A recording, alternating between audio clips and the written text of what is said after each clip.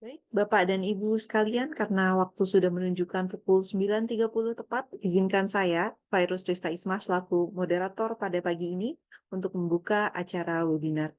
Mentari terbenam, terbitlah malam, pergi ke pasar, lupa minta kembalian. Izinkan saya ucapkan salam untuk para hadirin sekalian. Assalamualaikum warahmatullahi wabarakatuh. Selamat siang. Semoga Bapak dan Ibu selalu dalam keadaan sehat dan selalu dalam lindungan Tuhan Yang Maha Esa. Pertama-tama, kami ucapkan terima kasih atas partisipasi Bapak dan Ibu sekalian yang sudah meluangkan waktu untuk menghadiri webinar pagi ini, Beyond the Hype, Unveiling the Limits of Ecotourism for Quality Tourism Development. Selamat pagi dan selamat datang. Bapak dan Ibu sekalian, merupakan suatu kehormatan bagi kita semua bahwa seluruh pembicara telah hadir pada hari ini. Selamat datang, saya haturkan kepada tim Kementerian Pariwisata dan Ekonomi Kreatif Republik Indonesia.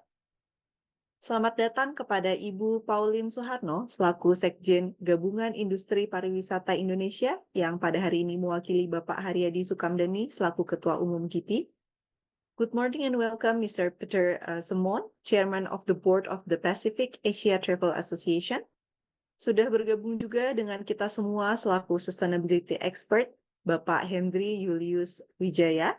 Dan kepada pembicara terakhir kita pada sesi nanti, selamat datang Bapak Diki Surya Atmaja, Principal Cartographer in History and Heritage, CRS ITB, Railway Heritage Trail Founder and Interpreter. Bapak Ibu yang kami hormati, sebelum kita memasuki acara inti, izinkan saya untuk membacakan susunan acara kita pada webinar pagi ini. Pertama-tama, acara akan dimulai dengan opening speech yang akan disampaikan oleh Ibu Pauline Suharno, dilanjutkan dengan keynote speech oleh Menteri Pariwisata dan Ekonomi Kreatif Republik Indonesia, Bapak Sandiaga Salahuddin Uno, lalu memasuki acara inti yang akan dibagi menjadi 3 sesi guna membahas berbagai topik. Topik pertama adalah Best Practices in Quality Tourism oleh Mr. Peter Semon. Dilanjutkan dengan topik kedua, The Limit of Ecotourism oleh Bapak Hendry Julius Wijaya. Dan topik terakhir yaitu Railway Heritage Trail oleh Bapak Diki Surya Atmaja. Webinar ini masih akan dilanjutkan dengan topik ketiga, yaitu Railway Heritage Trail oleh Bapak Diki Surya Atmaja. Beliau telah lebih dari 25 tahun berkarir di hampir 20 negara, bekerja sebagai kartografer, insinyur geomatika, dan konservator warisan budaya, di mana seluruh pengalaman tersebut memperkaya keahlian profesional dari beliau. Saat ini beliau menjabat sebagai Principal Cartographer di bidang History dan Heritage pada CRS ITB. Sebagai anggota fakultas yang berspesialisasi dalam kartografi, beliau sangat terlibat dalam aspek akademis dan praktis teknologi pemetaan dan juga sejarah. Beliau juga pendiri dan penerjemah proyek Railway Heritage Trail yang menggabungkan kecintaannya kepada kartografi dan pelestarian sejarah. Kepada Bapak Diki Surya Atmaja, kami persilahkan. Terima kasih. Selamat pagi Bapak Ibu sekalian. Saya Diki Surya Atmaja dari ITB akan menyampaikan materi ketiga tentang apa yang pernah dan sedang saya kembangkan dalam 10 tahun terakhir, yaitu tentang Railway Heritage Trail. Sebelumnya izinkan saya menyampaikan terima kasih kepada Bapak Menteri Sandiaga Uno, juga Bapak Ketua GIPI yang diwakili oleh Ibu Pauline, dan yang mengundang saya adalah Pak Wahyuni Bahar, atau saya biasa menyebutnya Pak Yon Bahar. Beliau senior saya di ITB, dan juga boleh saya sebut atau mohon izin salah satu loyal customer yang berkali-kali mengikuti program Railway Heritage Trail yang saya selenggarakan. Mungkin sudah 3 atau 4 kali mengikuti. Kemudian juga kepada Bapak Peter Simon dari PATA, terima kasih. Juga rekan Pak Hendry Wijaya, ya, Sustainability Expert. Baik, foto pertama ini sebagai gimmick ya. Ini adalah stasiun atau foto peresmian stasiun tertinggi di Indonesia. Terletak di ujung Garut Selatan, jadi ini stasiun ujung yang sebetulnya di zaman Belanda dulu dibangun untuk salah satunya menunjang industri pariwisata ke arah Garut. Terletak tepat di antara Gunung Papandayan dan Cipurai. Sebetulnya view-nya indah sekali. Tapi sayang sekarang kondisinya terbengkalai, sangat terbengkalai karena jalur ini sudah mati. Jadi ada harapan dari foto ini suatu saat stasiun Cikajang ini sebagai stasiun bersejarah dan stasiun tertinggi di Indonesia bisa aktif kembali dengan reaktivasi jalur Garut ke arah Cikajang. Baik, lanjut. Ya, ya, baik. Masih di slide sebelumnya, maaf. Ya, Railway Heritage Trail. Kala Priangan mulai berkalung besi. Saya coba ambil ini dari kata-kata ramalan Jayabaya dulu, bahwa Pulau Jawa satu saat nanti akan berkalung besi katanya. Nah, kalung besi ini diinterpretasikan saat ini sebagai jaringan rel kereta api di seluruh Pulau Jawa yang dibangun pada masa kolonial yang lalu. Namun karena yang kami bahas sekarang adalah jalur kereta api di Priangan, yaitu khususnya jalur Bogor, Sukabumi, Cianjur sampai ke Bandung, maka saya coba adopt menjadi Kala Priangan mulai berkalung besi. Seperti disampaikan tadi oleh panitia bahwa saya memiliki latar belakang kartografi. Kalau mendengar kata-kata kartografi, mungkin banyak yang tidak paham apa itu kartografi. Ini adalah satu cabang ilmu pemetaan yang mengkhususkan diri dalam bidang bagaimana mendesain peta untuk berbagai keperluan, baik engineering maupun non-engineering. Saya sendiri punya background engineering, sekolah di bidang engineering, kemudian bekerja sebagai akademisi dan praktisi dalam bidang engineering juga. Namun ternyata melalui kartografi ini saya bisa bersentuhan dengan banyak bidang yang lain, baik yang engineering maupun non-engineering. Di antaranya adalah history, sejarah, dan juga heritage conservation. Semua bermula dari kebetulan, semua bermula dari sesuatu yang tidak direncanakan sebetulnya. Karena kembali background saya adalah engineering, jadi saya seorang engineer. Tapi bagaimana semua ini berubah menjadi 10 tahun berkecimpung dalam bidang pariwisata, khususnya cultural heritage. Mari kita lihat sama-sama dalam presentasi selanjutnya. Silakan, next.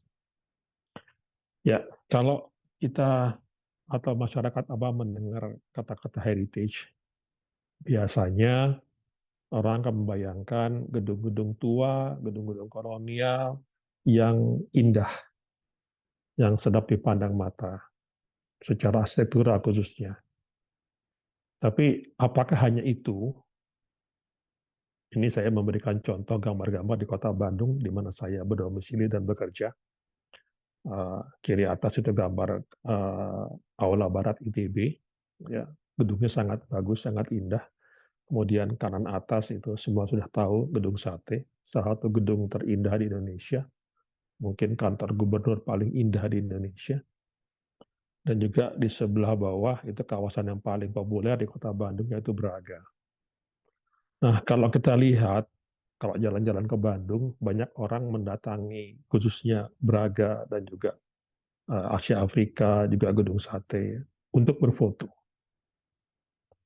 Untuk mendapatkan, ya saya nggak tahu apakah mungkin nanti di-upload di medsos mereka, kemudian flexing mungkin, dan sebagainya. Tapi pertanyaan musik hati saya sebagai salah satu heritage, penggiat heritage adalah apakah mereka paham, apakah minimal mereka tahu apa nilai atau value di balik gedung-gedung di mana mereka berfoto. Ataukah mereka hanya ingin berfoto karena melihat indahnya gedung itu, atau mungkin FOMO ya, karena orang lain melakukan hal yang sama, maka kita juga harus melakukan hal yang sama. Apakah sekedar itu? Itu mengusik pertanyaan saya. Nah, ada satu peristiwa yang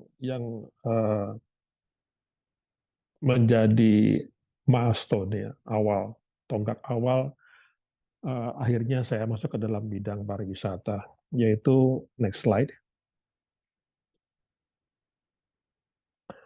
Suatu saat pada masa Pak Yonan sebagai dirut, salah satu tangan kanan beliau, kalau boleh saya sebut, Ibu Ella Ubaidi, beliau sebagai Executive Vice President waktu itu dalam bidang preservation, meminta beberapa rekan di Bandung untuk menangani sejumlah bangunan dan situs heritage milik kereta api. Namun sayangnya responnya tidak menggembirakan. Artinya saya nggak tahu kenapa ya. Mereka melihat ada jembatan kereta api itu tepatnya di viaduk ya di Kota Bandung. Kemudian kalau stasiun mungkin masih cukup menarik untuk dibahas, untuk ditangani. Kemudian sebelah bawah itu adalah kompleks pergudangan kereta api. Dan itu pergudangan terbesar di Hindia Belanda saat itu. Tapi atensinya kurang dari rekan-rekan saya waktu itu. Saya tidak tahu kenapa. Mungkin karena mungkin dianggap kurang estetik atau gimana, saya tidak tahu. Pada saat saya bertemu dengan Ibu Ella Ubaidi sebagai Executive Vice President bidang conservation, saya justru melihat sebaliknya. Ada hal lain yang perlu diangkat, bukan hanya tampilannya saja, tapi apa nilai di baliknya, value di baliknya, khususnya dalam sudut pandang heritage. Nah, ini yang kemudian berkembang lebih lanjut bahwa ternyata zaman dahulu Bandung adalah pusat perkeretaapian di seluruh Hindia Belanda, bukan di Jakarta, di Bandung. Dan dari Bandung inilah saya mencoba menelusuri jejak sejarahnya dan akhirnya mulai dapat banyak gambaran mengenai sejarah jalur perkeretaapian di Jawa khususnya, dari mulai ujung barat sampai ke ujung timur. Tentu sebagai kartografer, saya tertarik untuk mencoba menggambarkan bagaimana sejarah perkeretaapian khususnya di Pulau Jawa ini dalam bentuk sebuah peta. Next. Ya, riset pertama saya mengenai sejarah kereta api di Pulau Jawa yang disajikan dalam bentuk peta, tampak pada gambar kiri, peta kiri. Dan pada saat mengerjakan riset ini, banyak hal yang sangat tidak disangka-sangka ya.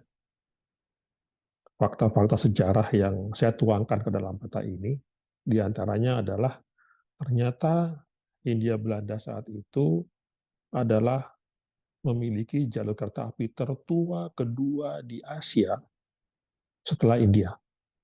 Tertua kedua di Asia.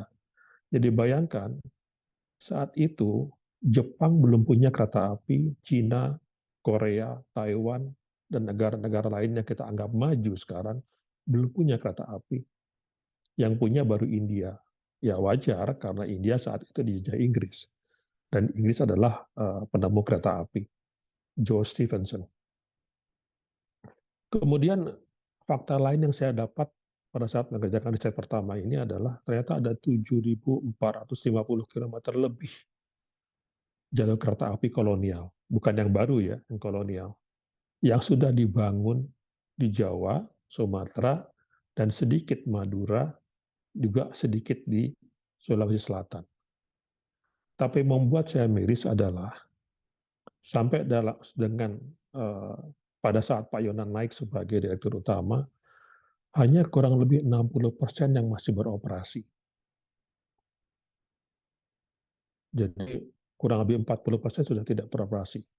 Alih-alih bertambah, jalur kereta apinya malah berkurang. Kemudian dilihat lebih lanjut lagi pada peta yang saya buat, ternyata banyak sekali jalur-jalur kereta api ini yang sudah sampai ke pelosok-pelosok. Kenapa? Karena dulu dibangun untuk keperluan perkebunan.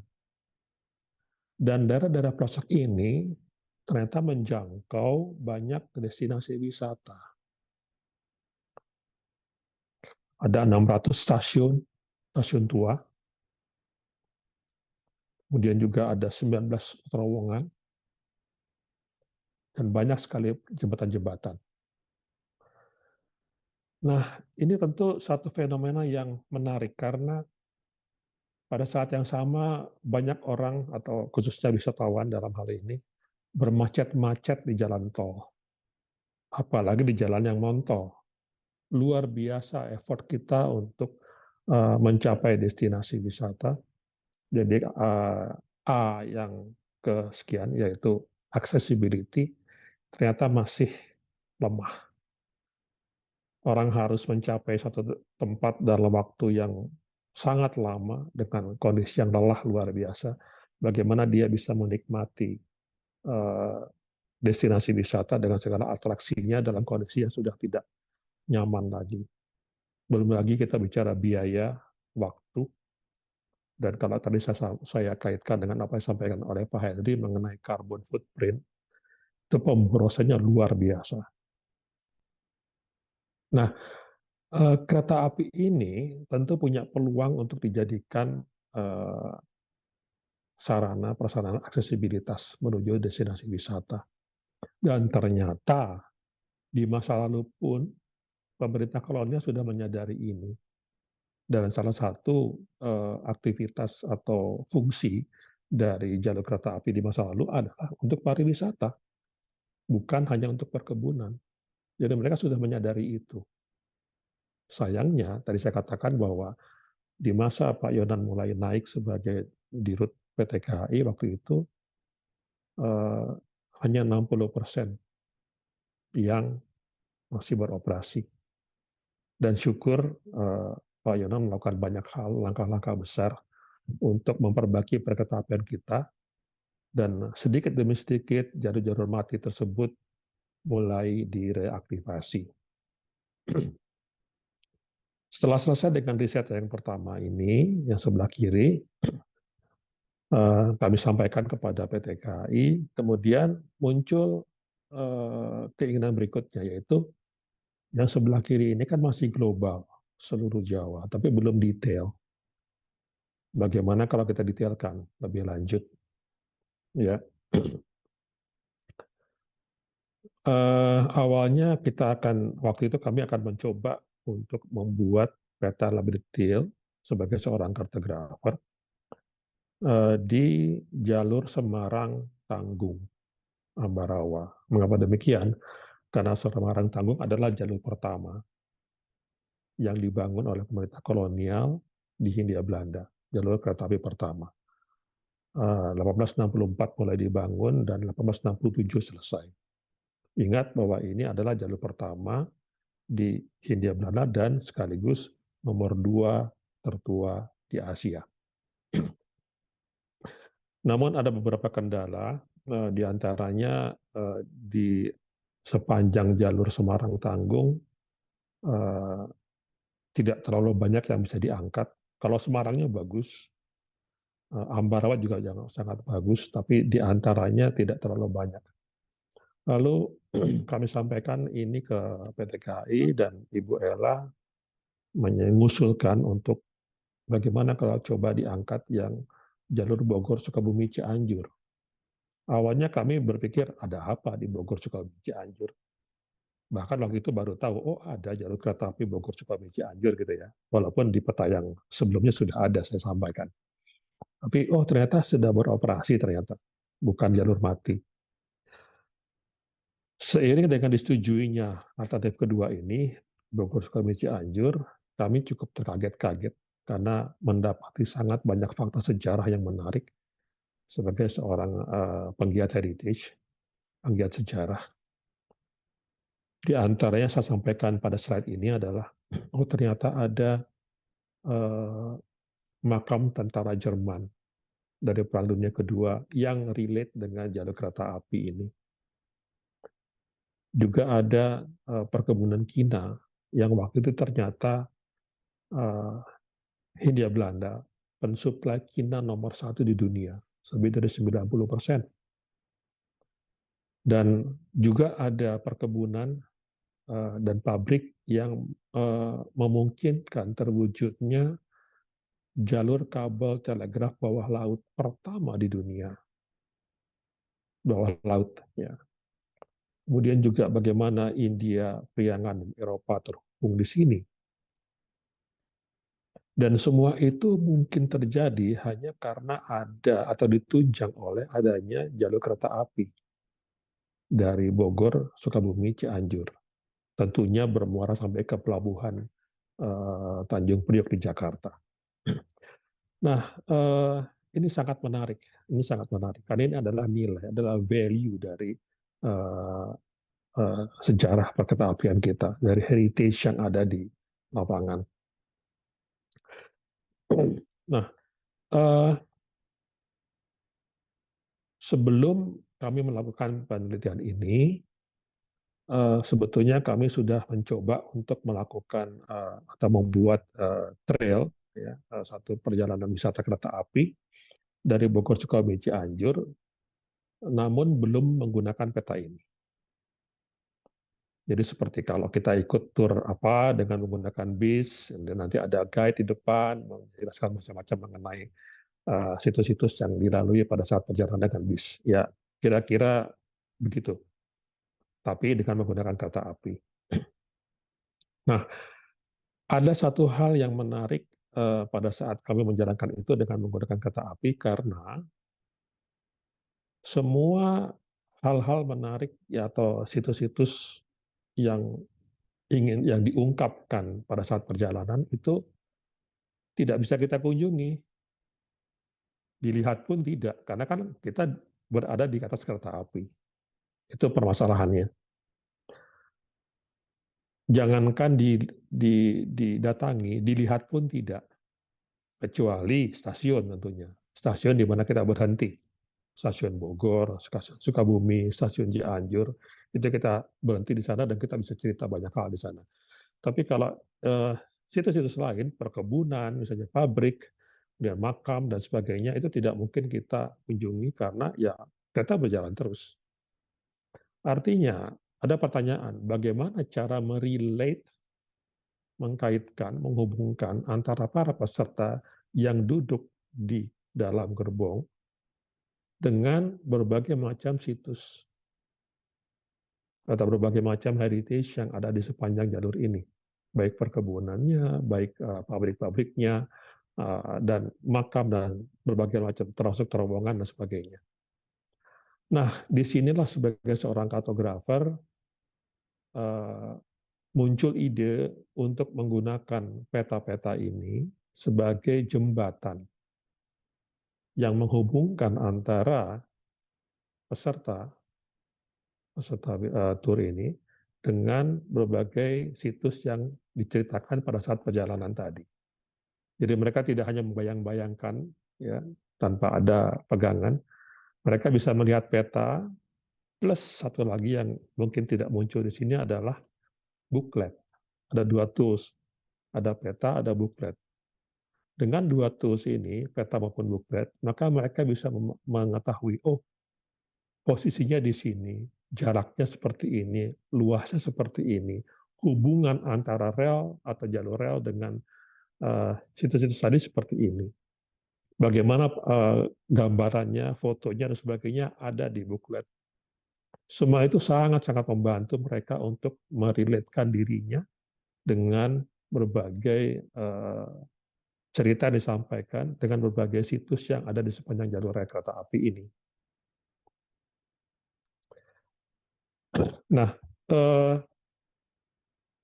jadi setelah menggunakan peta dan booklet ini, mulailah timbul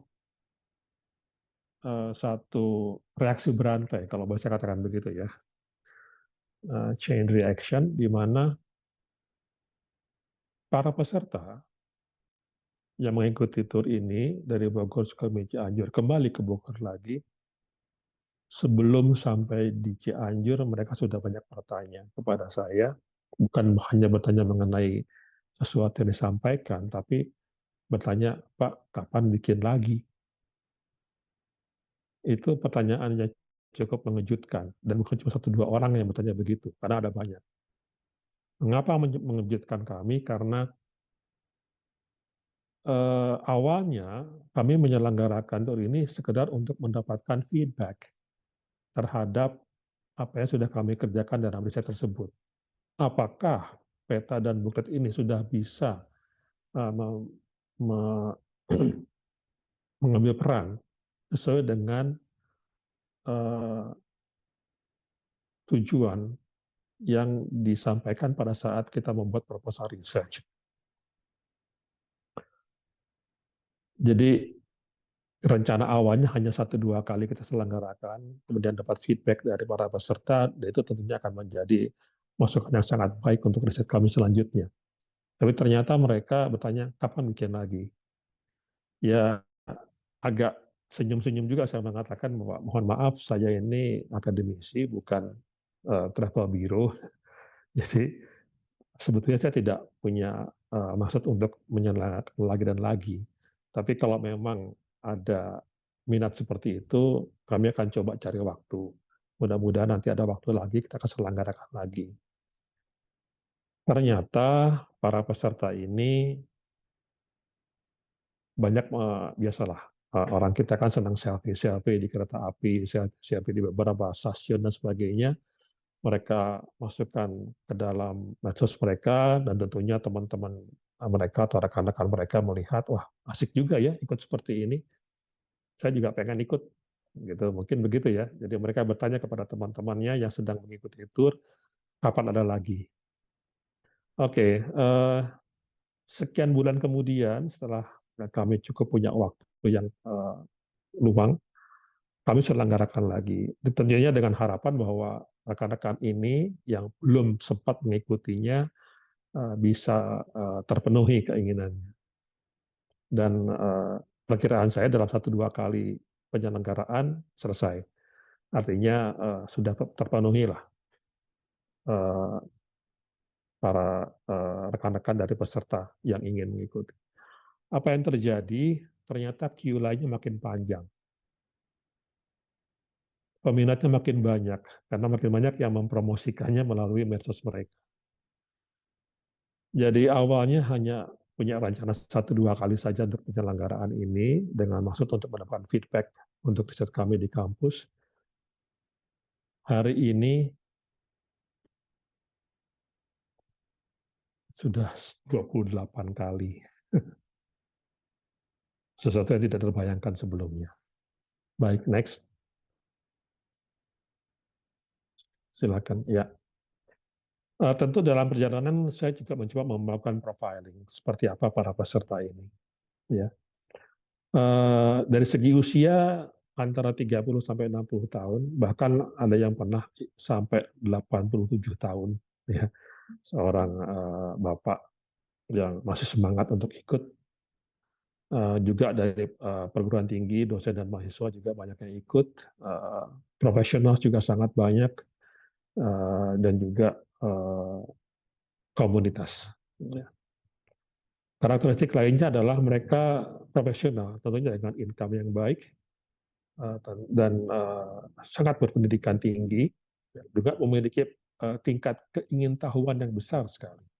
Dan itu terpuaskan pada saat mereka mendapatkan storytelling dari kami. Dan mereka juga punya willingness untuk travel yang cukup besar. Ini kira-kira gambarannya. Next. Ya, saya tidak mungkin menyampaikan semuanya karena sangat banyak yang disampaikan di sepanjang perjalanan. Tapi kira-kira ini adalah destinasi pertama, stasiun Bogor dengan sejarah yang luar biasa. Di sebuah kota kecil saat itu yang namanya Buitensorg, ada sebuah stasiun yang luar biasa.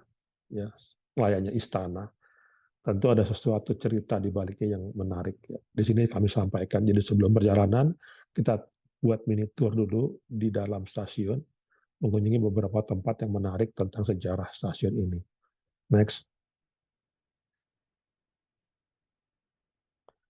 Ya, yang kedua yang bisa saya sampaikan adalah mengenai tadi ada makam tentara Jerman dari Perang Dunia Kedua yang yang ada di situ, yang ada di sekitar jalur kereta api ini, yang terkait dengan kereta api, sejarah kereta api. Dan saya boleh katakan bahwa tanpa ada ini mungkin sejarah dunia berbeda, karena sejarah Perang Dunia Kedua di panggung Eropa akan berubah, tidak akan sama. Jadi ada pengaruh dari jalur rel ini terhadap Perang Dunia Kedua. Next.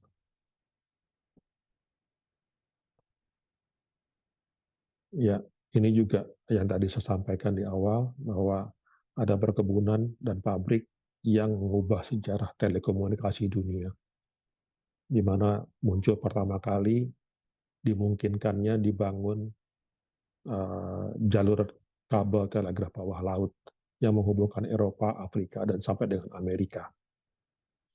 Next.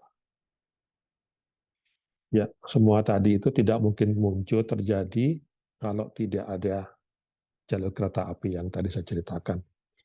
Ya, kira-kira gambarannya seperti ini. Jadi dari history dan heritage, kita membuat sebuah kegiatan yang mungkin kalau boleh pinjam istilah Pak Menteri, storynomics, dan ini menuju kepada quality tourism.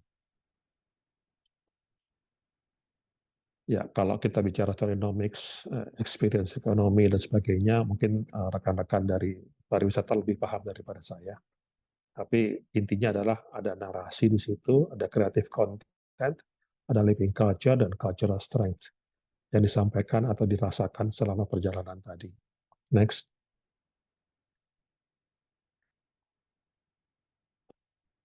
Ya, pertanyaan yang sering muncul adalah dari para peserta setelah mengikuti, Pak, ada jalur lain nggak? Bikin lagi dong yang lain, masa cuma jalur Bogor Sukabumi Cianjur saja? Ya, saya hanya senyum-senyum saja, ternyata demand-nya cukup tinggi ya. Yang tadinya hanya Bogor Sukabumi Cianjur, kemudian atas dorongan dari para peserta, kami melakukan riset lagi untuk jalur-jalur lain. Tadinya Bogor Sukabumi Cianjur atau Baiten Sorong sampai Cianjur, lanjut ke Baiten Sorong sampai ke Bandung. Ya, itu yang pertama. Yang kedua, ternyata di Bandung sendiri sebagai pusat perkeretaapian zaman kolonial juga banyak sekali yang bisa diungkap.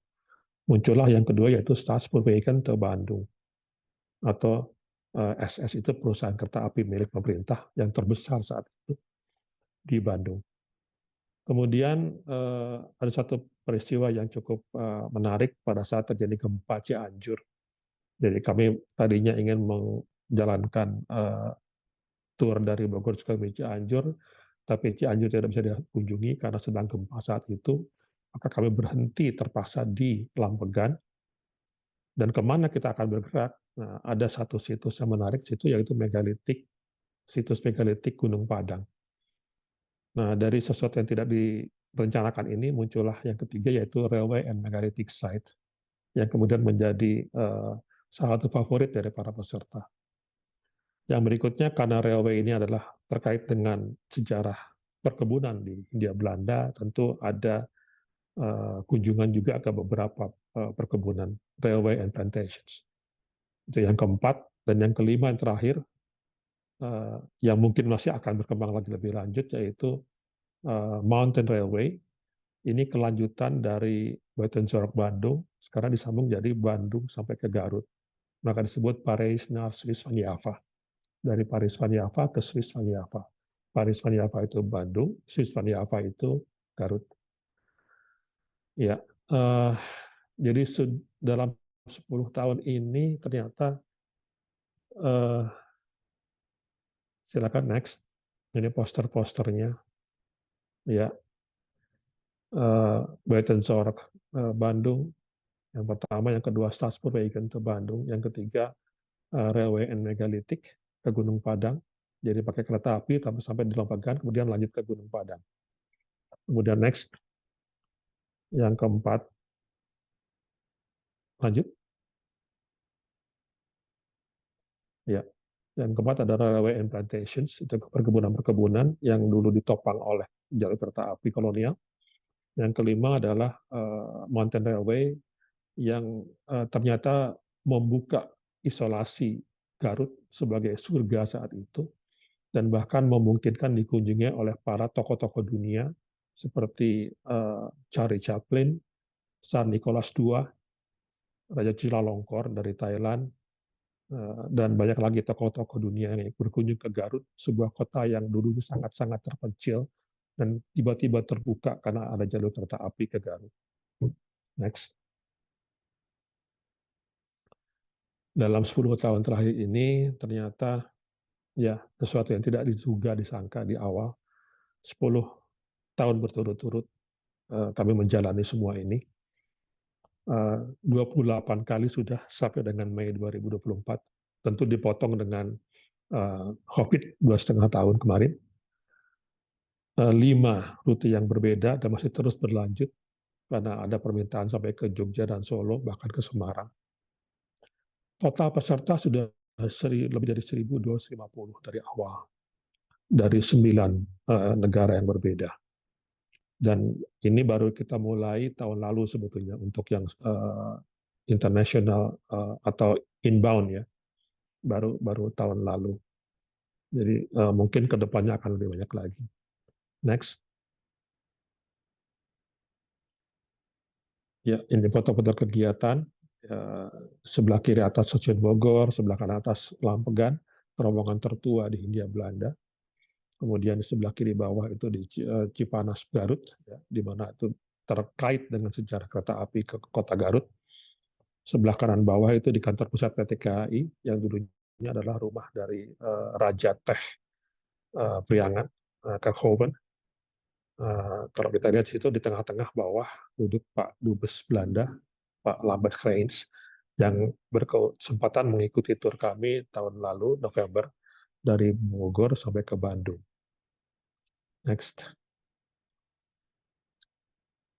Lanjut, ya. Ini waktu ke Garut, karena Garut itu pemandangannya indah. Jalur terindah di Jawa adalah jalur dari Cicalengka sampai dengan ke Garut. Maka kami menggunakan kereta panoramik dari KA Wisata agar mudah bagi para peserta untuk menikmati sejarah wisata kereta api kolonial ke Garut melalui jalur terindah di Jawa. Next. Ya, menarik apa yang saya dapat data dari Statista, yaitu di sebelah kiri, where tourists splash the most cash, ternyata tidak selalu jumlah kunjungan itu sebanding dengan jumlah revenue,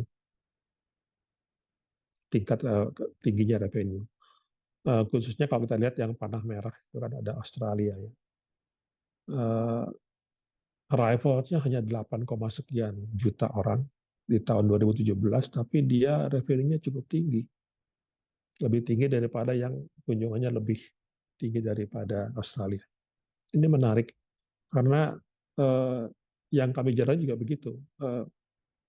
Biasanya, oh ya, ada menarik juga yang perlu saya sampaikan adalah, di awal-awal kami menyelenggarakan, ada banyak rekan-rekan dari Asita yang ikut. Dugaan saya tentu mereka ingin mengembangkan hal yang sama, ya, perjalanan atau wisata kereta api seperti yang saya lakukan selama ini. Setelah 2-3 kali mereka cukup banyak menjadi peserta, setelah itu tidak ada lagi. Pikiran saya, oke, mungkin mereka sudah paham bagaimana cara menjalankannya, dan ya silakan saja, karena banyak sekali jalur-jalur yang belum dieksplor di Jawa ini. Tapi tidak ada di lapangan, tidak ada yang menjalankan wisata kereta api seperti yang kami jalankan selama ini dari Asita. Aneh juga, kenapa? Sekian tahun kemudian kami kesempatan bertemu dengan mereka, dan saya tanya, kenapa tidak ada yang menjalankan? Jawabannya cukup mengejutkan, ribet Pak. Loh kenapa ribet?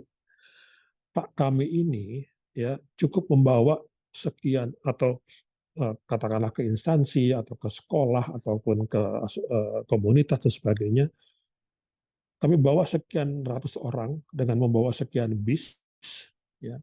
Kami bawa mereka ke sebuah destinasi, selesai. Kalaupun mereka butuh, paling mereka membutuhkan beli tiket atau makan dan sebagainya. Kalau mereka butuh penginapan, disediakan penginapan, ya sudah, cuma itu aja. Setelah selesai, mereka main di sana, pulang lagi kami antar. That's it. Hanya itu saja. Dan itu sudah cukup menguntungkan buat mereka. Tapi mereka melihat apa yang saya lakukan, itu ribet. Bapak harus mempelajari sejarahnya, harus menyiapkan materinya, nyusun materinya, menyertakan berbagai macam hal di sepanjang perjalanan, menjawab pertanyaan dari para peserta, dan sebagainya, dan sebagainya. Itu ribet buat kami, Pak. Ini cukup surprise buat saya. Oh, ternyata mereka masih cenderung untuk menjalankan mass tourism dibandingkan quality tourism. Ya, mungkin pertimbangannya ekonomi ya. Statistik kedua sebelah kanan ini menarik karena apa? Jakarta adalah nomor 2 yang potensial untuk international visitor. Kenapa menarik? Karena segmen pasar yang ternyata ikut dalam tur kami itu kebanyakan ya tadi well educated dan orang-orang asing sangat tertarik. Mereka sangat tertarik dengan tur ini dan mereka menanti-nantikan tur berikutnya nanti di testimonial di slide terakhir akan tampak. Next. Next. Ya, tahun lalu sebuah organisasi dari Asia Pasifik namanya AFTRO, ya, Asia Pacific Heritage Tourist and Tourist Trail Organization, berkedudukan Jepang. Rombongan mereka berkesempatan ikut dalam tur kami di bulan November, dan saya tidak menyangka bahwa ternyata saya dapat penghargaan dari AFTRO sebagai award tahun 2023 untuk level Asia Pasifik. Di tengah adalah keriputan dari BBC ya, yang juga meminta izin kepada kami untuk meliput, dan sebelah kanan adalah reels dari Pak Dubes Belanda, Pak Lambert Krijns, pada saat mengikuti tur kami November lalu. Next. Ya, ini testimonial paling atas dari Pak Lambert Krijns, Duta Besar Belanda. Sangat senang sekali dengan apa yang disampaikan sepanjang perjalanan. Juga ada dari India, Ibu Priya Rao, kemudian Pak Kyoichi Oda, itu adalah chairman dari AFTRO yang tadi memberikan penghargaan kepada saya untuk level Asia Pasifik tahun 2023. Next. Ya, ini para peserta yang juga dari asing maupun lokal yang ternyata sangat menanti-nanti tur berikutnya. Kapan ada lagi? Kapan ada lagi? Sayangnya saya tidak bisa memenuhi dengan cepat karena saya juga harus bekerja. Ini bukan pekerjaan pokok saya, ya. Dan semua yang saya lakukan adalah based on research. Bukan hanya sekedar bawa orang naik kereta, happy-happy, hura-hura, kemudian selesai. Tidak itu. Tapi semua storytelling adalah based on research. Itu yang membutuhkan biaya, waktu, dan tenaga yang sangat besar. Next. Slide terakhir. Ya. Juga dari peserta rekan-rekan dari Indonesia. Dan mungkin yang terakhir yang sangat menyentuh hati saya adalah komentar dari seorang istri dari rekan dosen di ITB yang suaminya dan setelah mengikuti tur ini meninggal, tapi mereka berdua membawa mendapat kesan yang sangat-sangat baik. Ya, terima kasih tersebut membahagiakan kami. Dan itu memorabilia yang luar biasa buat mereka berdua. Ya, semasa mereka hidup. Terima kasih atas kesempatannya. Demikian yang bisa saya sampaikan. Ya, kalau mau menghubungi saya silakan di WA di nomor WA saya dan juga bisa via email. Baik, selamat siang. Semoga bermanfaat. Terima kasih. Baik, terima kasih banyak Pak Diki atas paparan yang tadi diberikan. Mungkin kita bisa langsung move ke Q&A, tapi karena memang waktunya sudah sangat sempit ya Pak Diki, saya langsung sort out 2 pertanyaan kepada Pak Diki. Untuk pertanyaan pertama, apa kendala terbesar pada saat melakukan riset pembuatan peta jalur kereta api, khususnya jalur heritage? Itu pertanyaan pertama. Silakan. Eh, Kendala terbesarnya tentu mencari data-data bagaimana kondisi di lapangan pada masa lalu. Karena yang kita punya sekarang kan peta-peta masa kini, yang tentu kondisinya berbeda sekali dengan masa lalu. Jadi kami harus mencari banyak peta-peta lama dan mencoba mengcombine ya, karena tentunya digambar dengan berbagai macam teknik, cara dan sebagainya yang tentu tidak mudah digabungkan begitu saja ya. Jadi data peta yang kita butuhkan itu cukup sulit untuk didapatkan. Itu mungkin di samping juga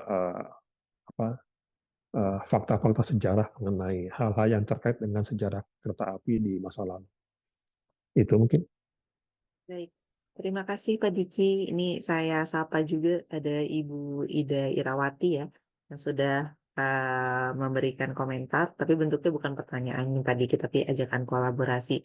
Mungkin saya bisa move dulu ke pertanyaan yang terakhir nih Pak Diki, yaitu apa umumnya yang menjadi permasalahan dalam tempat wisata heritage? Apakah dari sisi perawatannya, ataukah ada permasalahan lain?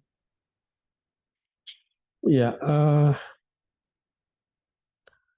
ada satu fenomena yang perlu kita cermati bersama ya, bahwa seyogianya heritage conservation dan tourism ini berjalan beriringan, berkolaborasi. Tapi di lapangan tidak demikian ya. Bahkan ada beberapa rekan konservator dalam bidang heritage yang menganggap bahwa tourism adalah aktivitas yang merusak. Ini suatu statement yang sangat disayangkan tentu saja. Karena tidak semua, memang ada aktivitas tourism yang merusak ya, yang tidak atau yang bertentangan dengan conservation. Tapi tidak berarti semuanya seperti itu. Ya, saya hanya bisa memberikan contoh bahwa apa yang kami lakukan selama 10 tahun tidak sedikit pun memberikan dampak negatif terhadap conservation. Justru dengan adanya aktivitas seperti ini, peserta justru menjadi paham, oh ternyata ada nilai stasiun-stasiunnya, jembatan-jembatannya, terowongannya, jalur kereta apinya, perkebunan-perkebunannya, dan segala macamnya, pabrik-pabriknya, termasuk benteng-benteng militer dan sebagainya, yang bisa kita manfaatkan untuk saat ini, yang tadinya tersembunyi. Ya, saya tidak bisa bicara banyak karena harus ikut baru bisa dapat gambaran itu bagaimana nilai atau apa dari heritage ini melalui pariwisata. Jadi pariwisata di sini ternyata bukanlah menjadi sesuatu yang anti terhadap atau kontraproduktif terhadap conservation, justru bisa menjadi sarana menyampaikan nilai value, bahkan ikut dalam upaya konservasi. Dan menarik bahwa peserta itu tidak hanya ikut sekali 2 kali ya, banyak sudah 2, 3, 4 kali seperti tadi Pak Yon Bahar yang mengundang saya di sini. Bahkan rekor ada yang sudah 7 kali ikut. Saya tanya kenapa? Apa nggak bosan 7 kali ikut? Oh tidak, karena ceritanya selalu berkembang, selalu ada yang baru. Dan itu membuat saya senang untuk ikut lagi dan membawa rekan-rekan saya.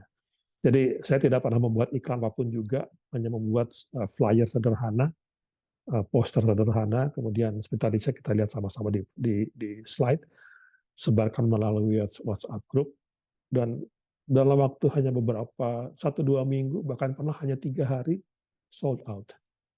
Selalu begitu. Yaitu menunjukkan ada segmen pasar yang selama ini belum terpenuhi. Orang-orang yang well educated, yang curiosity-nya tinggi, yang income-nya bagus, yang jalan-jalan kemana-mana sudah sangat biasa, tapi disuguhkan hal seperti ini buat mereka suatu yang luar biasa, yang belum pernah mereka alami sebelumnya. Jadi segmen pasar ini belum banyak digarap. Oke, terima kasih. Baik, terima kasih Pak Diki. Demikian akhir dari topik ketiga yang merupakan topik terakhir dari webinar di siang hari ini. Sekali lagi kami haturkan terima kasih atas kerjasama dan kehadiran Bapak dan Ibu sekalian. Penghargaan setinggi-tingginya kepada seluruh pembicara yang sudah memberikan ilmu kepada kita semua. Mohon maaf jika ada yang kurang berkenan dalam penyelenggaraan webinar ini. Apabila terdapat pertanyaan lanjutan atau tadi ada beberapa pertanyaan yang belum terjawab, dapat disampaikan kembali melalui email yang tertera pada layar busdev@bahar.co.id atau melakukan scan QR yang juga ditampilkan. Indah bunga di tengah taman, duduk santai makan ketan. Terima kasih Bapak Ibu sekalian, sampai jumpa di lain kesempatan. Assalamualaikum warahmatullahi wabarakatuh. Terima kasih, sehat selalu Bapak dan Waalaikumsalam Ibu. warahmatullahi wabarakatuh. Selamat siang. Terima kasih. Terima kasih banyak Bapak dan Ibu speaker. Terima kasih.